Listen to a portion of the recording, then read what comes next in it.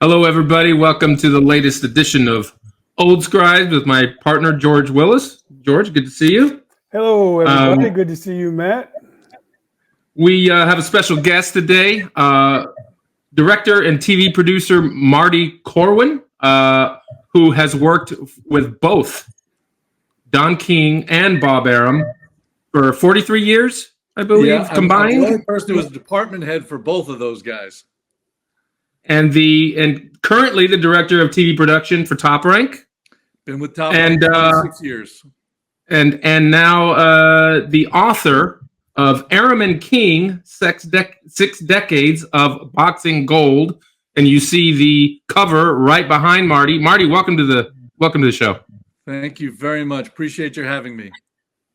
I think the first thing that I want to talk about or ask you, we all know why you wrote this book, because these are two of the most compelling figures that boxing has ever seen. But at what point did you make the decision that you were going to write it? When did it hit you that okay, I need to write a book about this? It was not at all my intention to write a book that was going to get published. I started writing down some of the stories about being on the road because I was in the NBA, NHL, and Major League Baseball for 12 years before boxing. I was getting older, and I wanted to write down some of the stories of some of the stuff that's happened to me in 43 years on the road before I forgot them. And I was going to share them with friends. That's really all that I started to do. But a friend of mine named Dominic Biondi, who is a professor of creative writing in a college, he said to me, no, you got to get this published. I said, get out of here. Nobody's going to publish this. I'm not a writer. And they said, no, you should get it published. So I sent out 4 letters to publishers, mainly to prove him wrong. But the 4th publisher, Roman and Littlefield, said, we don't do a lot of boxing books anymore, but this one's different. We've never seen one from the standpoint of the TV producer. So they liked it because it was different. Well, that's really amazing, because I know when I was shopping around the Bite Fight, a lot of the publishers were a little adverse to doing a boxing book. And, I think that sort of attitude is a little bit prevalent today. But, when you come with the subject of Bob Arum and Don King, that's just a special story all into itself. It's not just a boxing story. It's a sports story, and it's probably just an American story as well. Well, I try to bring that out. I talk about, what is a promoter, because a lot of people over the years have asked me, what does a promoter really do? So I do try to explain what a promoter is, but also it's my feeling that boxing promotion is one of the hardest jobs imaginable.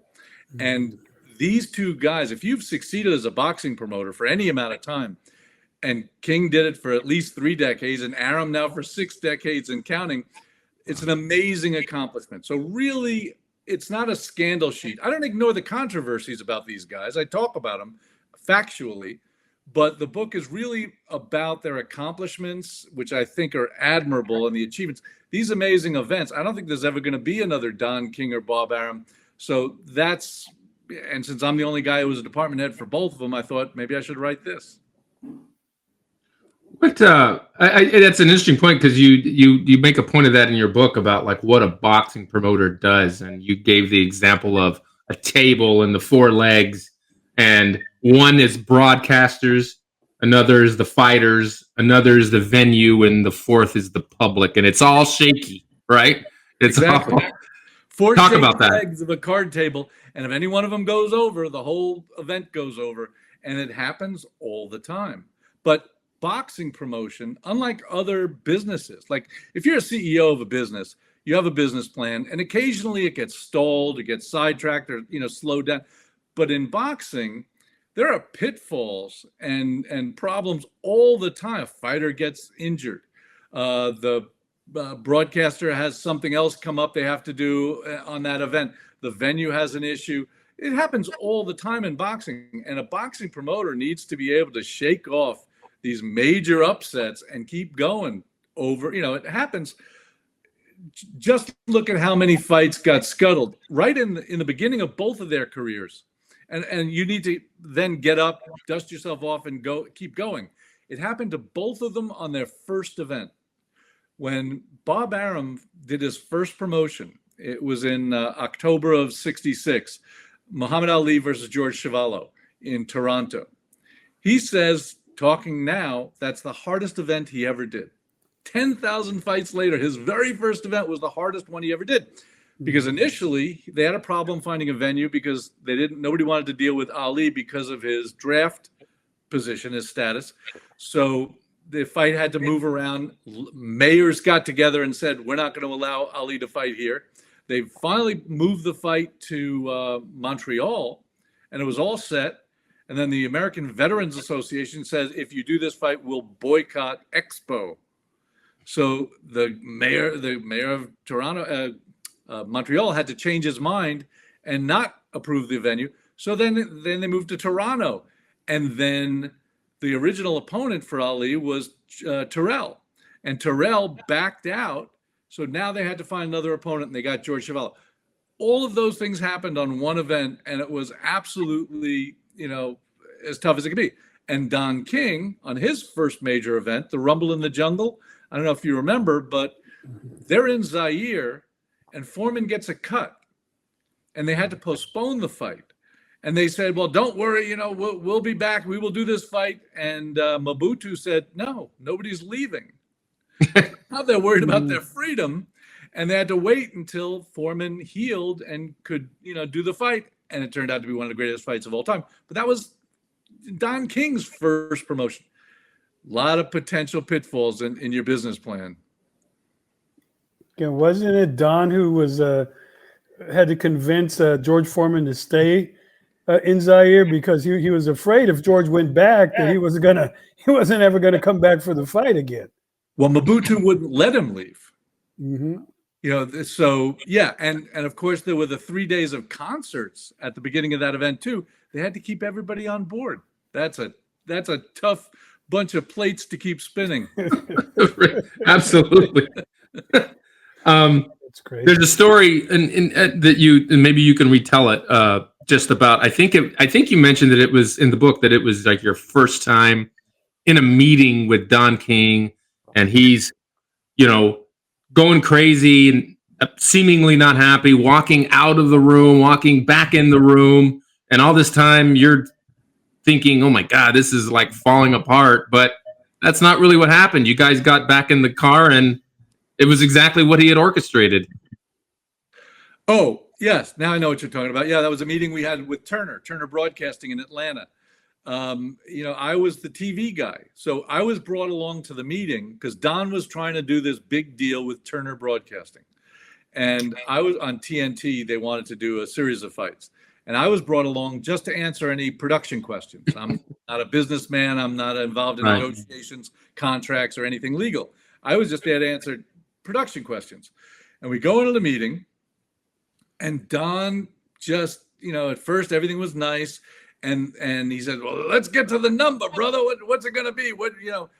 Just right to the chase. And the Turner guys gave him a number.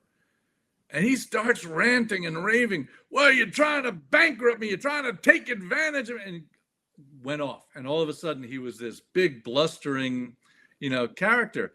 And he says, hold on. And he leaves. And as he's leaving, he gestures for me to stay there. And I'm like, what do I do? I mean, I don't know. This meeting seems to be blowing up. I don't know what. And with him gone and me sitting there, they all start just talking about him. They just ignored the fact that I'm still sitting there. And they just started talking about him. The short version of the story is he came in and out several times in the course of probably an hour. And every time things changed a little bit, finally he says to them, look, you got to do this, so-and-so. And they finally came up with a slightly bigger number. They said, okay, we'll do this for the 5 fights. No, you're going to do that for one fight, that times 5. And they finally went up some.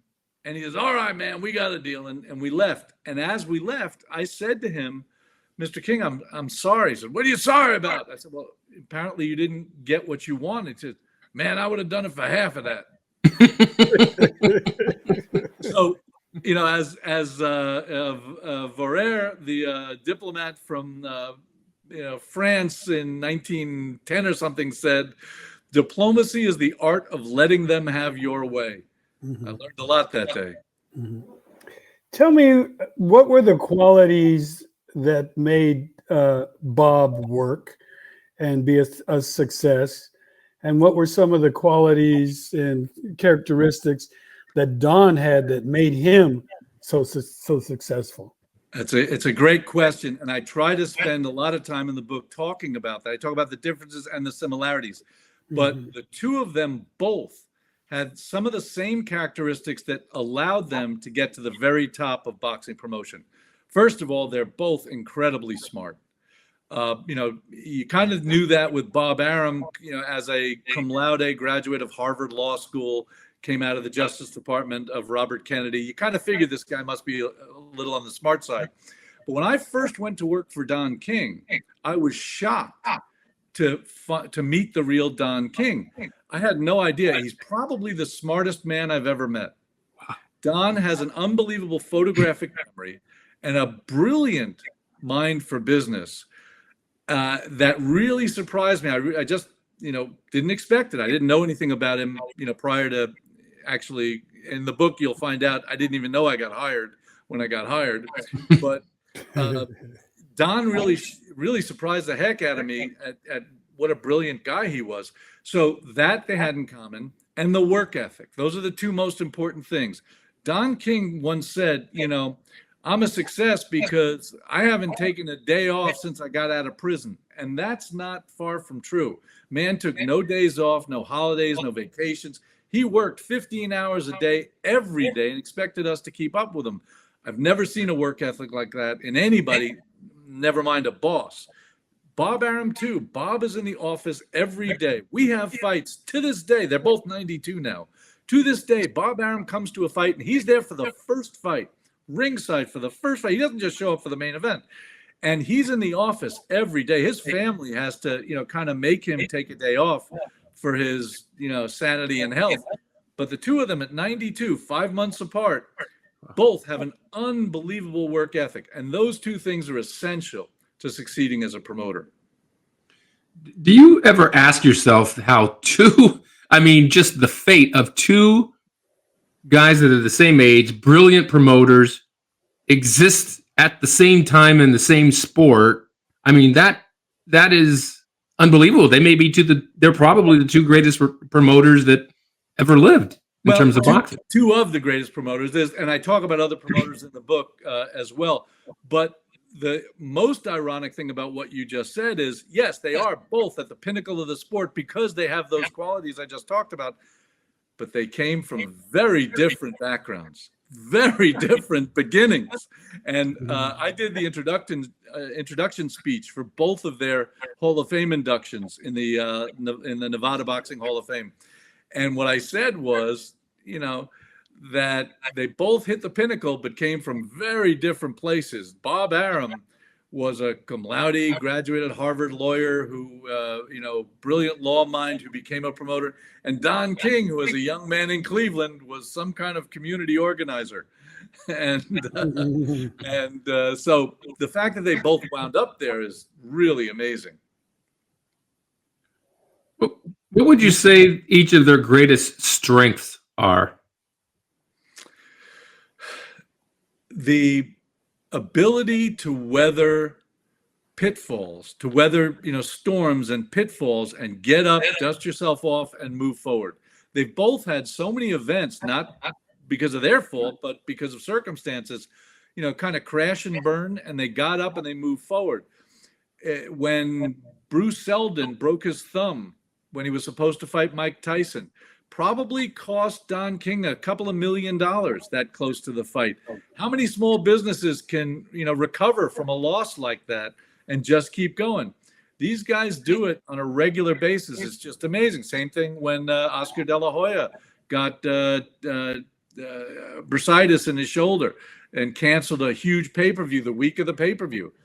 These guys, it's amazing that they can persevere. Their determination, their ability to just weather storms is the best phrase I can think of. How much did their rivalry push each other? I mean, they They really weren't the best of friends when it was really competitive. No, that was not a myth. They really didn't like each other, especially in the beginning. One thing many people don't know is Muhammad Ali started both of them. Muhammad Ali started Bob Arum when Bob Arum had met a promoter by the name of Lester Mallets and did some legal work for him and helped him on an event he had coming up with Ernie Terrell. And in the course of that, he met Jim Brown, who came in to be the Cleveland Browns football star, came in to be a color commentator. And he said to Arum, he said, you should, get involved in this. And he introduced him to Muhammad Ali. And Muhammad Ali then asked Bob to join his company, Main Bouts, and eventually it led to him starting Top Rank. Well, when Don King came out of prison after his manslaughter charge, he was in prison for 3 years. He came out, and one of the first things he did was he got Muhammad Ali to agree to a boxing exhibition to save a hospital in Cleveland. And Ali said to Don King, said, man, you got the gift of gab, and you got some nerve, man. We don't have any black promoters. You should give it a shot. I think you could do it. So Muhammad Ali started both of them. That's one thing. Now, as far as the rivalry goes, in the beginning, a lot of it had to do with Muhammad Ali because Bob Arum was working with Muhammad Ali, and Don King tried to steal him now and again, and it kind of caused some friction. They did a bunch of fights together, and there were various incidents, some of which are known, some that aren't. In '87, for example, when Sugar Ray Leonard fought Hagler, that was a Bob Arum fight, and at the end of the fight, King tried to get into the ring. Arum grabbed his jacket from the back and wound up ripping it. Well, in 2010, I think it was, the last time those two worked together, I did the fight with Cotto and Mayorga. And I got the two of them to sit down next to each other and talk. And I interviewed the two sitting next to each other. It was great. It was a great half hour. And one of the things that came up was that fight. And Bob Arum said, yeah, you remember that time you tried to get in the ring, man? I ripped your jacket. And King says, oh, great, you admit it. Now I can sue you. But the main important thing about that rivalry is they've both said the same thing over the years. When the deal was right, when it made sense business-wise, they could work together. And I say they were like two old lions who, when it made sense, could hunt together. Speaking of that rivalry, it might have been the time that he ripped his coat, but I do remember that things almost got physical between them. And people were a little worried for Bob because Don was a lot bigger. Yeah, April of '87, and Don had a gun in his pocket. They later when they broke it up, they found a gun in Don's pocket. It was April of '87. And other times I remember them working together was Leonard Duran, right? I think they worked together for that fight. Yeah, because Roberto Duran was with Don King, and that created a lot of friction too. Because at one point, Roberto Duran was very upset with Don and his trainer. His trainer said in the paper or something that he was leaving and blah, blah, blah. So Roberto Duran went to the Top Rank offices and signed an agreement and got a check for $25,000 from Bob Arum. Because he said, well, King doesn't have any hold on you going forward. It was a one-fight deal. So that created a huge problem. And between the two of them, that whole story is in the book about the Roberto Duran debacle.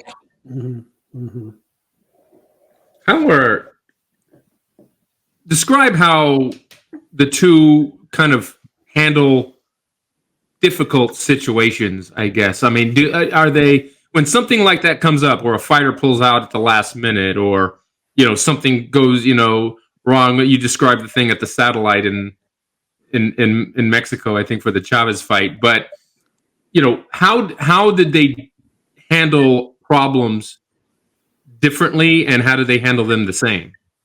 They both, in a problem situation, immediately start working out solutions. I mean, they're both very good at, okay, here's where we are. What are we going to? I mean, they may yell later, they may take heads off later, but right now we got to fix the problem. They're both good at getting down to fixing the problem. I mean, neither one of them is shy. So they both get a little boisterous when necessary. But no, they're both very good problem solvers when there's an emergency. Mhm. And how do they handle fighters? What are their particular styles when it comes to dealing with fighters and getting fighters to do what they want them to do? Well, I have to kind of plead a little ignorance on that subject because being the TV guy, Mhm. I'm never involved in fighter negotiations. I'm not involved in, the fighters' deals or contracts or any of that. I'm really kind of completely out of it as far as those things go. My joke is that when somebody asks me about, well, is this fighter going to continue to fight for Bob? Or I say, well, when I read it in Dan Raphael's column, I'll know. Well, being the TV guy, tell me about the night of the bite fight and I'll some of the challenges you faced. Give me the short version because there are about 4 or 5 different stories related to that fight that are in the book. The fight itself, all of the Tyson fights were just amazing spectacles. They were amazing for the crowd. They were amazing television. And for us doing the shows, they were huge. I mean, I had probably 14 TV trucks in the TV compound because the French had their own truck. The Japanese had their own trucks. The Brits had their own. And as the producer of the World Feed, which was me, I had to take care of all the foreign broadcasters. The U.S. production was done by Showtime. The U.S.-based domestic production was done by Showtime. They were called the primary, but I did the World Feed. So I had to take care of all the foreign broadcasters and all of their trucks. I had 88 announcers on that fight speaking 8 or 9 languages. But the night before Tyson Holyfield 2, my announcer, the Colonel, Bob Sheridan, who had been Don King's announcer since 1975, had his 3rd heart attack. He's a tough guy from Boston, but he'd had a couple of heart attacks. He's a big boy.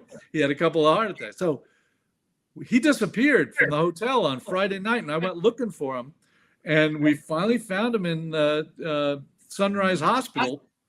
He'd already had an angioplasty, and he was being cared for, and he needed more work done.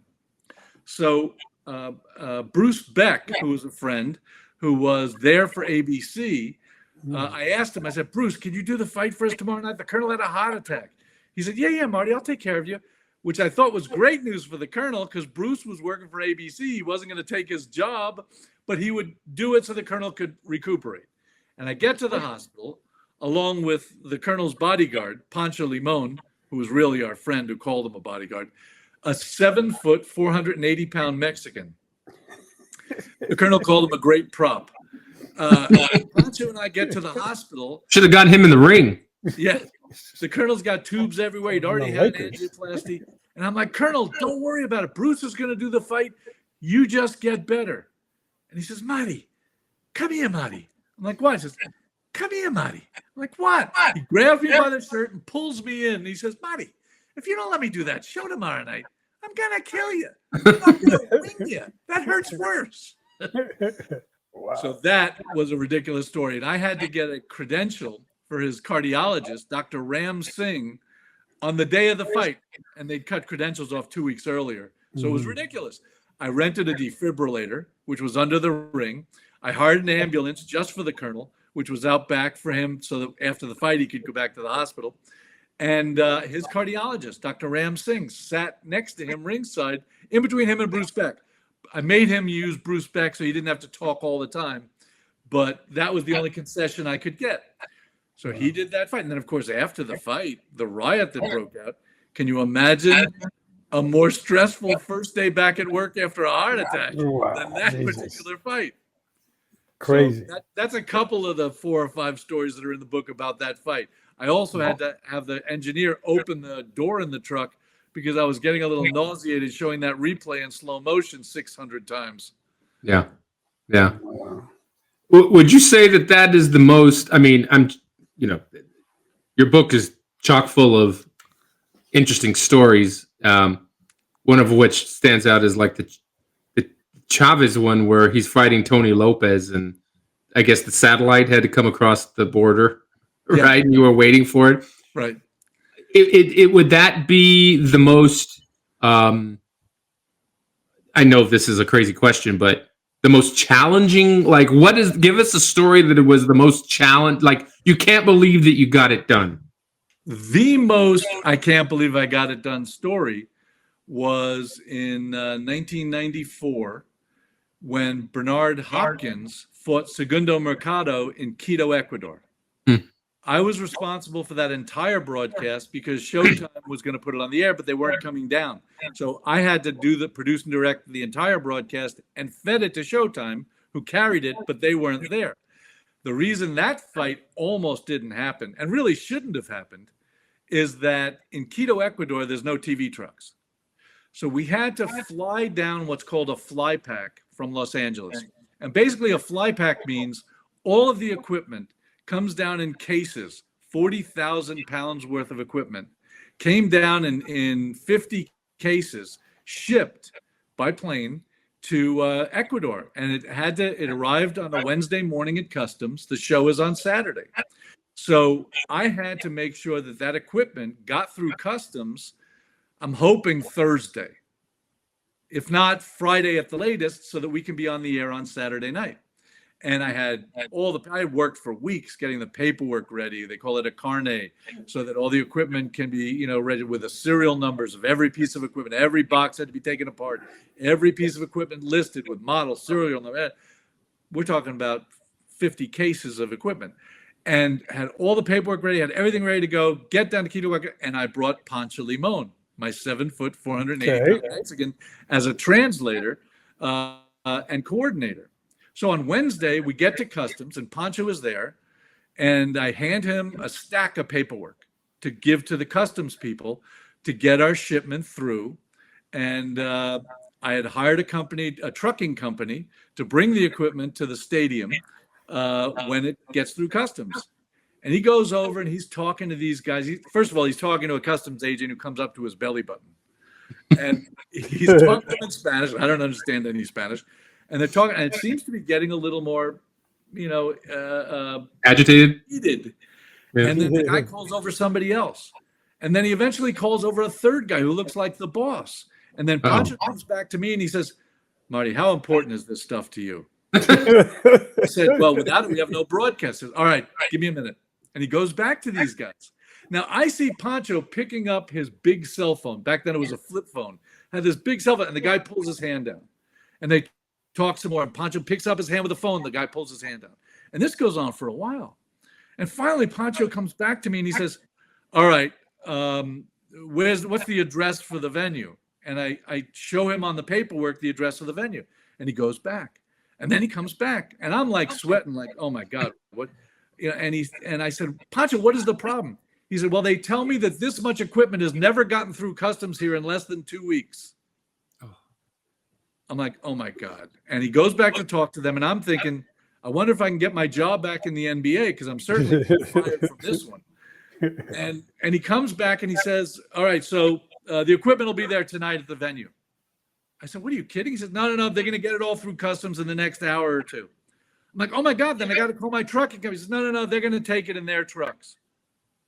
I said, "What, are you kidding? Why? What's happening?" He said, "Well, I just told them that if they can't get it through customs," and they assured me they couldn't, I said that I'm going to have to tell the president that their champion can't be on television around the world because customs can't get the equipment through in time. Mhm.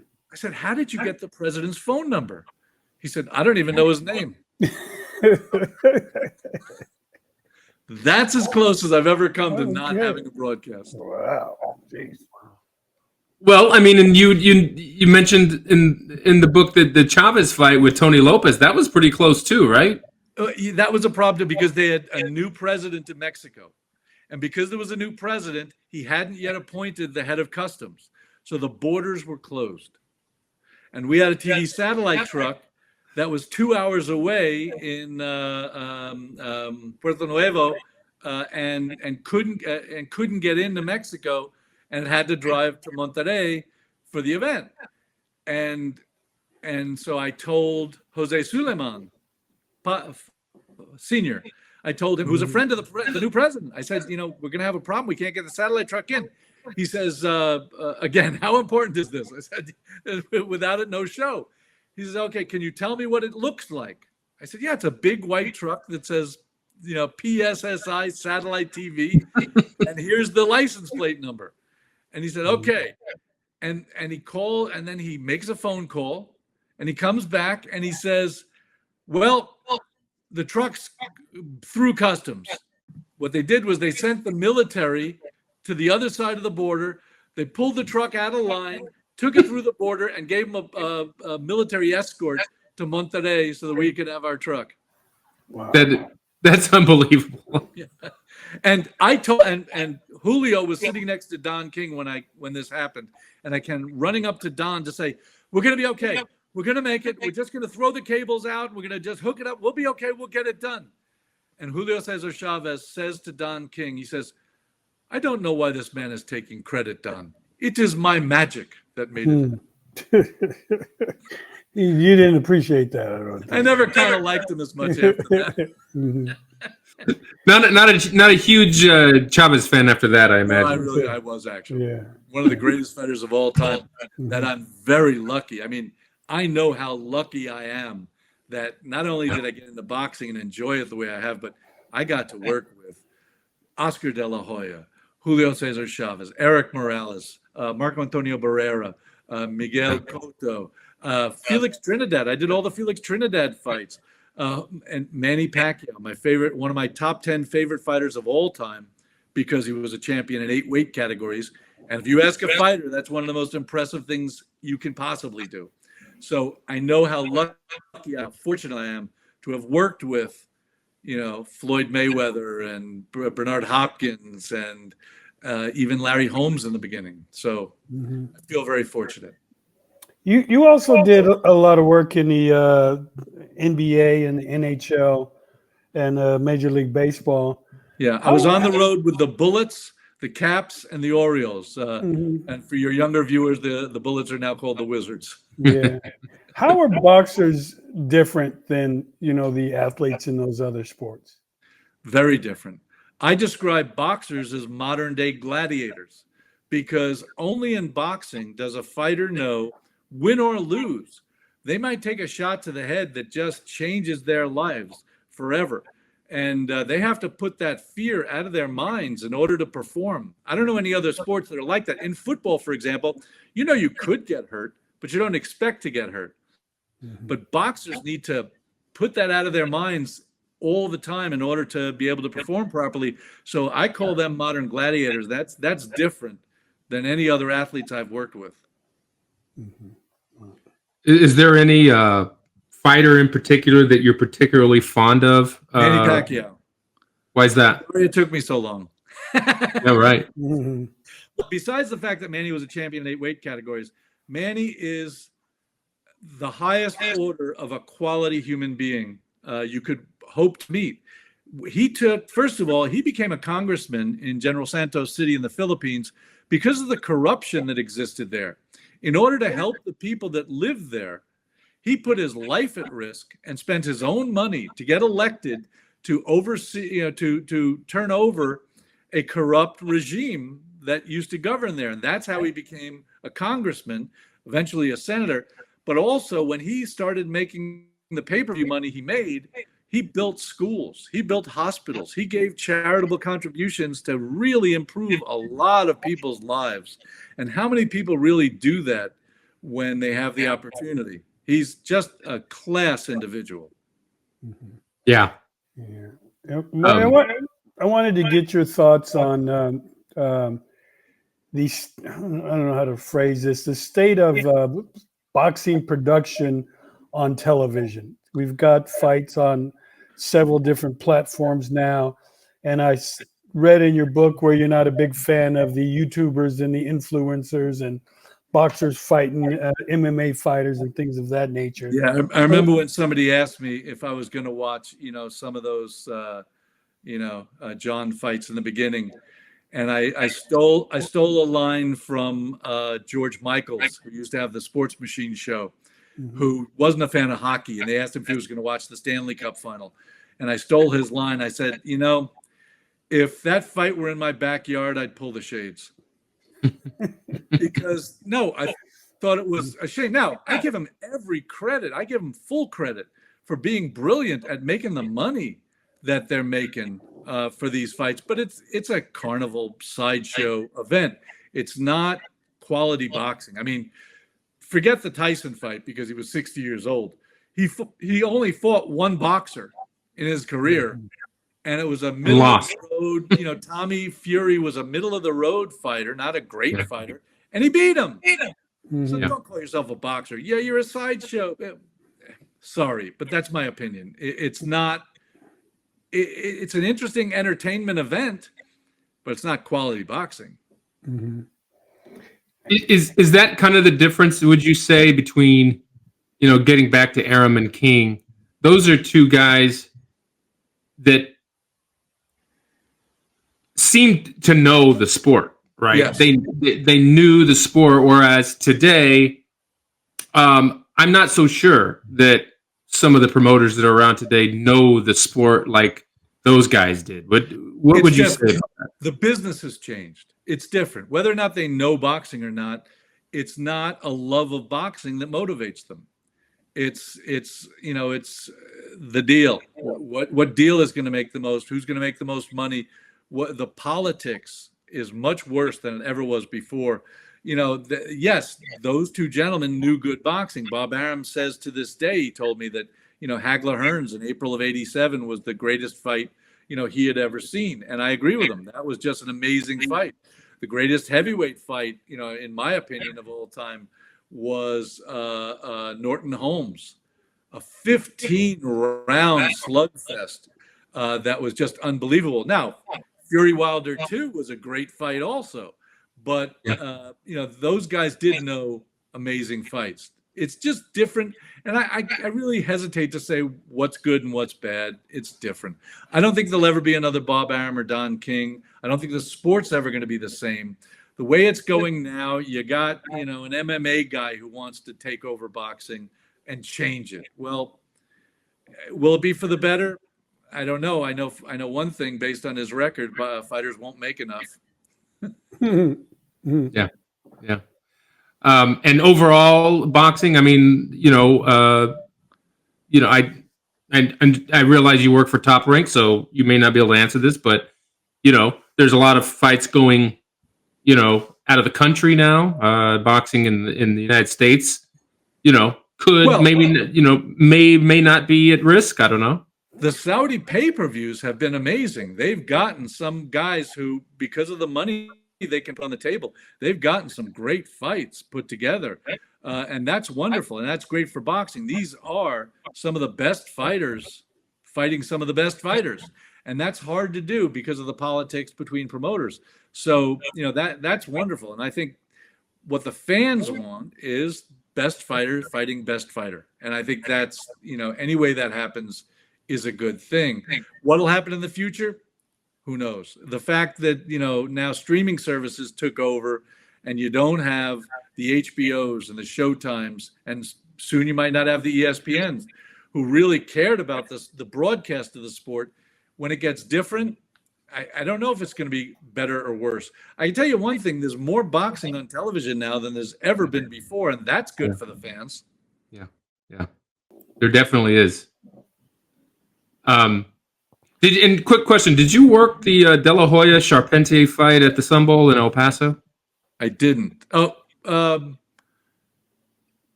You mean no, I'm sorry. I didn't work that fight. Sorry. Okay. Just because that's memorable, just because they had to lower the lights because the winds got so bad that it almost toppled over, and I don't know if you were there, George. Were you there? No, I was actually at my high school reunion up the road in Las Cruces. So were you? Yeah. Well, so that's why I didn't make the De La Hoya fight in El Paso. Well, for a minute there, that would have been a good thing because it looked like that whole thing was going to topple over on top of us.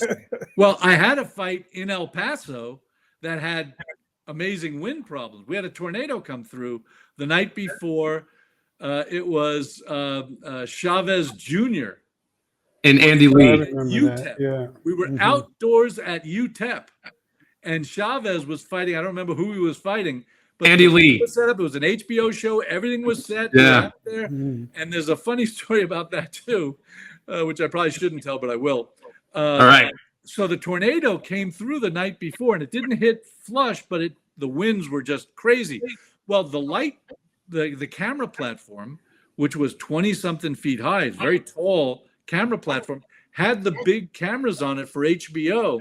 And I'm there late in the day with the lighting guy, and there was a wind advisory that came in, and we were like, oh my God, what are we going to do? That, because that could topple this tower over. When the wind started, that tower started to rock. I said, oh my God, because that's, $500,000 worth of equipment up on the platform. So he and I made the foolish decision to try and save the gear for HBO. And I climbed up the tower, and we had ropes and stuff, and I'm disassembling the cameras and lowering it down piece by piece to Kenny Rumgay, my lighting guy, who's on the floor, and we're packing it in boxes. We packed it all up. Sure enough, after we got all that done, that tower did blow over, and the light truss broke, and a piece of plywood went through the canvas in the ring because stuff was blowing around. The lights were all screwed up. It took us, a full day and a half to get it back together. After all of that, thinking I had some great news for Todd DeBuff, who was at the show, we went back to the hotel, and I said, and Todd was talking to somebody, and I said, by the way, we took care of the cameras for HBO. He's like, what are you talking about? I said, well, when the winds hit, those things were going to go over, and there would have been no show. And, so we took them down, and we put them away so that you're not going to get hit with a huge insurance problem. And he just looked at me and he said, do I tell you my problems? And that was the last time. What is interesting about that is that 10 years earlier there was a fight at the same venue, same Sun Bowl, and the same thing happened. And the coordinator who was helping Top Rank out with it, Lester Bedford, I'm sure you know Lester. I do know Lester. And Lester was like, I can't believe this is happening again, because twice in 10 years, they picked the day where record wins came in and almost ruined the show. Yeah. Unbelievable. Being a promoter. That's right. Well, Marty, thank you. Where can people find the book? Anywhere you buy books, especially online, Amazon, Barnes & Noble, Walmart, any place you buy books online. Great. Everybody go out and buy the book by Marty Corwin. Marty, thank you very much for joining us, and we'll talk to you down the road. Thanks for having me. Appreciate it. Marty, good luck with the book. Thank you, sir.